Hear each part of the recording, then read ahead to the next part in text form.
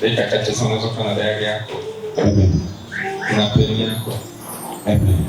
Kuna kitu nataka nikufundishe. Nataka nikakufundisha. Amen.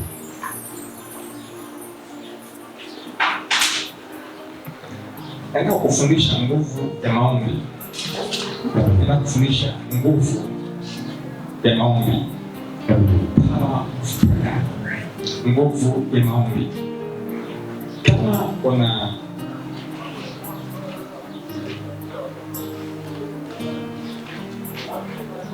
kuna diary yako. Yes. Nataka nikakufundisha nguvu ya maombi. Amen. Sema power of prayer. Power of prayer. Sema tena. Power of prayer. Sema tena. Power of prayer.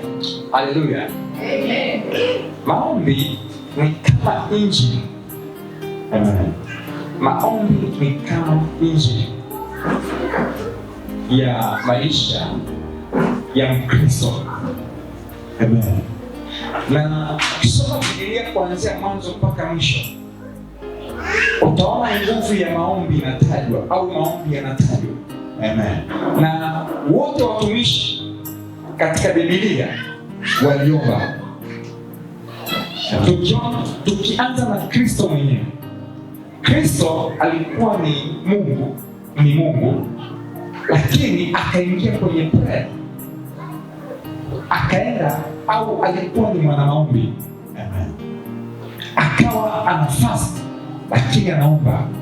Na ukisoma ile historia utaona kwamba usiku alikuwa anaomba, lakini mchana anahudumia maelfu ya watu.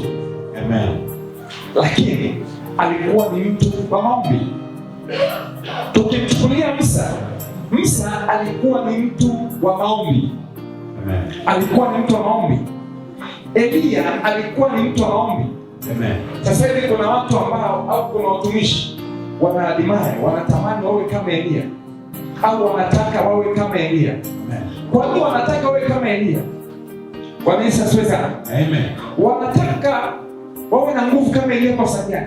Ni kwa sababu Elia aliacha historia nzuri na alikuwa na nguvu zisizokuwa za kawaida katika maisha yake. Amen. Bwana Yesu asifiwe sana. Amen. Lakini hizo nguvu zilipatikana kwenye maombi.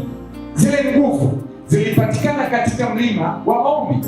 Amen. Lakini utaona kwamba maombi yanabadilisha mfumo wa maisha. Bwana Yesu asifiwe sana. Amen. Maombi yanabadilisha mfumo wa maisha ya mtu. Amen. Kwa sababu akina Esther walikuwa wamehukumiwa. Walivyokuwa wamehukumiwa, lakini Esther akasema kwamba nataka nikate rufaa. Amen. Alipokata rufaa, alikata kwenye rufaa kwenye nini? Kwenye prayer. Amen. Bwana Yesu asifiwe sana. Amen. Au kwenye maombi. Tunaona kwamba akaingia maombi siku 3. Alipoingia maombi ya siku 3, akachange kila kitu. Amen. Bwana Yesu asifiwe sana. Amen. Walikuwa wameahidiwa kifo au walikuwa wametengenezewa kifo, lakini wakabatilisha kwa njia ya maombi. Amen. Bwana Yesu asifiwe sana. Amen. Haleluya. Amen. Lakini utamwona kwamba Yusufu alikuwa ni mtu wa maombi, na ndio maana hata maono ambayo aliweza kuyapata ni kwa sababu alikuwa ni mtu wa prayer. Alikuwa ni mtu wa maombi. Bwana Yesu asifiwe sana. Kwa maombi yana change vitu katika ulimwengu wa kiroho. Au yanabadilisha mambo katika ulimwengu wa kiroho. Haleluya. Haleluya. Amen. Hebu sema maombi. Hebu sema maombi. Maombi. Hebu tuanze na kitabu cha Nyakati wa Pili 7 na ule mstari wa 14. Mambo ya Nyakati wa Pili sura 7 mstari wa 14.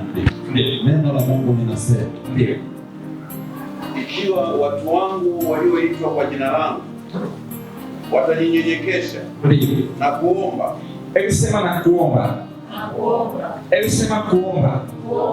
Hebu sema kuomba. Hebu sema kuomba. Hebu sema kuomba.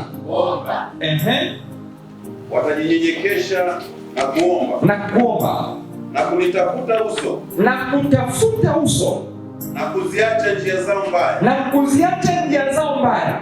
Basi nitasikia toka mbinguni. Basi nitasikia kutoka mbinguni. Na kuwasamehe dhambi yao. Na kuwasamehe dhambi yao. Na kuiponya nchi yao. Na kuiponya nchi yao. Bwana Yesu asifiwe sana. Bwana Yesu asifiwe sana. Biblia inasema kwamba hao watu wakiomba na kunyenyekea, jambo la kwanza nitasikia kutoka mbinguni. Alafu akisikia, Biblia inasema kwamba nitaponya nchi. Bwana Yesu asifiwe sana. Nitaiponya nchi yao. Maana yake nini? Kama kuna laana kwenye nchi, zile laana zinaondoka. Bwana Yesu asifiwe sana. Amen. Maana yake kama kuna kutokufanikiwa kwa wale watu, kama kuna magonjwa katika ile nchi au watu wamekabiliwa na magonjwa, maana yake Biblia inasema kwamba wakiomba nitaondoa magonjwa yote. Bwana Yesu asifiwe sana. Amen. Na nchi yao itakuwa nini? Salama. Itakuwa na uponyaji. Amen. Na ndio maana kitu cha kwanza mtu akilala kiamka, kitu cha kwanza anachokihitaji ni afya. Amen. Bwana Yesu asifiwe sana. Amen. Bwana Yesu asifiwe sana. Amen. Afya. Jambo la pili anachokihitaji, anahitaji amani. Bwana Yesu asifiwe sana. Amen. Na mtu kama hana amani hawezi kufanya hata kazi vizuri. Amen. Bwana Yesu asifiwe sana. Amen. Hawezi kufanya maisha yake vizuri. Why? Kwa sababu amani hakuna. Na Biblia inasema kwamba mtu akiwa na amani anafanikiwa huyo mtu. Bwana Yesu asifiwe sana. Amen. Mungu akupe amani ya moyo katika jina la Yesu Kristo. Napokea. Kwa Biblia inasema kwamba nitaiponya nchi. Bwana Yesu asifiwe sana. Maana yake nitaponya ardhi yao. Nitaponya ardhi yao. Hebu sema ardhi yangu. Hebu sema ardhi yangu. Hebu sema ardhi yangu. Ardhi yangu. Kwa maombi au mtu anapoomba, kitu kinachoponywa, Mungu anaponya ardhi. Amen. Bwana Yesu asifiwe sana. Amen. Na Mungu anaponya nchi. Bwana Yesu asifiwe sana. Amen. Kwa maombi ni muhimu sana kwa Mkristo.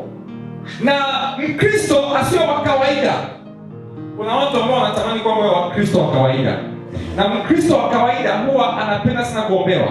Ila Mkristo ambaye anatamani kwamba na ukomavu wa kiroho, anatamani awe anaomba yeye mwenyewe. Amen. Bwana Yesu asifiwe sana. Amen. Atajifunza kupray, atajifunza kuomba. Amen. Na pia ataanza kufuatilia mafundisho. Ni kitu gani ambacho kinaweza kunifanya mimi kuwa strong katika ulimwengu wa kiroho? Amen. Bwana Yesu asifiwe sana. Amen. Manake atakuwa anaomba huyo mtu.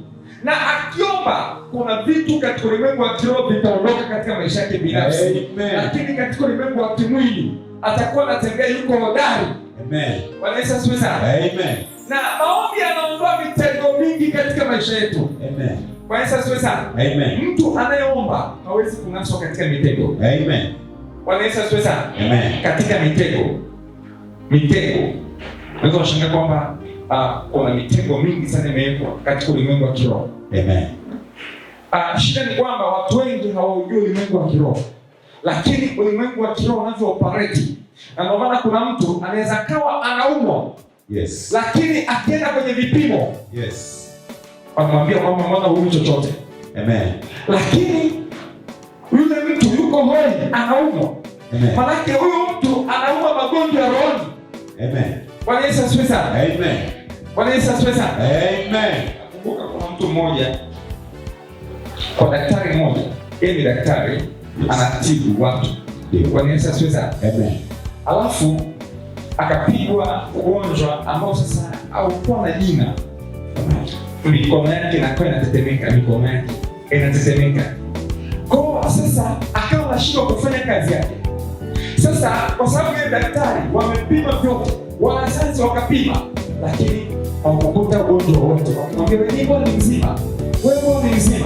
Lakini siku moja alipokuja tukaomba pamoja, Mungu alimponya. Praise the Lord. Amen. Mungu alimponya yule mtu na yule mtu akawa ni mzima.